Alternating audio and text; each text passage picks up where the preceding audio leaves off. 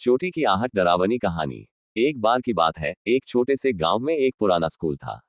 ये स्कूल लंबे समय से बंद पड़ा था। बच्चों में ये स्कूल बातों का विषय बना रहता था, क्योंकि वहां अजीब अजीब आवाजें आती थीं। गांव वाले कहते थे कि स्कूल में एक भूत रहता है जो रात के समय अपनी चोटी की आहट से सबको डराता है। एक दिन कुछ बच्चों ने तय किया कि वे उस स्कूल की सच्चाई का पता लगाएंगे। उनमें से सुनील, मीना और राजू ने एक रात वहां जाने का योजना बनाई। रात का समय आया जब पूरा गांव सो गया था। बच्चे हिम्मत जुटाकर स्कूल की ओर चल पड़े। जैसे ही उन्होंने स्कूल के गेट को खोला, दरवाजे क्रीकिंग की आवाज के साथ खुले। अंदर अंधेरा था और हर कदम पर उनका दिल तेजी से धड़क रहा था। एक जगह अचानक उन्हें चोटी की आहट सुनाई दी। वे एक दूसरे से डरते डरते बोले, क्या ये सच में भूत है? मीना ने हिम्मत जुटाकर कहा, चलो हमें पता करना चाहिए। बच्चे धीरे धीरे उस आवाज की ओर बढ़ने लगे। जैसे जैसे वे पास जाते गए, आहट तेज होती गई।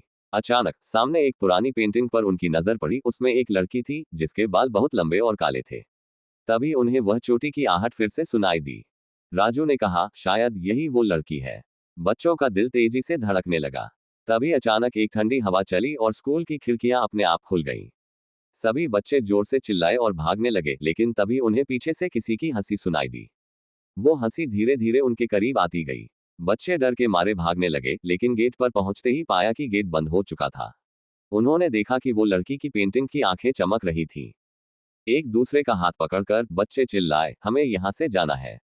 तभी एक तेज आवाज ने कहा, मैं यहां अकेली हूं। कोई मेरी मदद नहीं करता, इसलिए मैं तुम सबको नहीं जाने दूंगी। बच्चे बिल्कुल घबरा गए। बस तभी मीना ने हिम्मत दिखाए और बोली, तुम हमें क्यों रोक रही हो? हम बस मदद करना चाहते हैं। अचानक उस लड़की की हंसी रुकी। उसकी पेंटिंग से एक हल्की रोशनी निकली और कहा, मुझे यहां से मुक्त करो। मैं इस स्कूल में फंसी हूं। बच्चों ने मिलकर उस पेंटिंग को खींचा और दीवार से हटाया।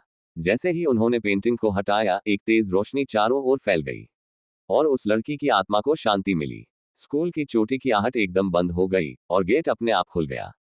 बच्चे बाहर आए और राहत की सांस ली। उन्होंने सोचा कि इस रात ने उन्हें एक अनुभव दिया है, जिसमें उन्होंने न सिर्फ डर का सामना किया, बल्कि एक आत्मा की मदद भी की।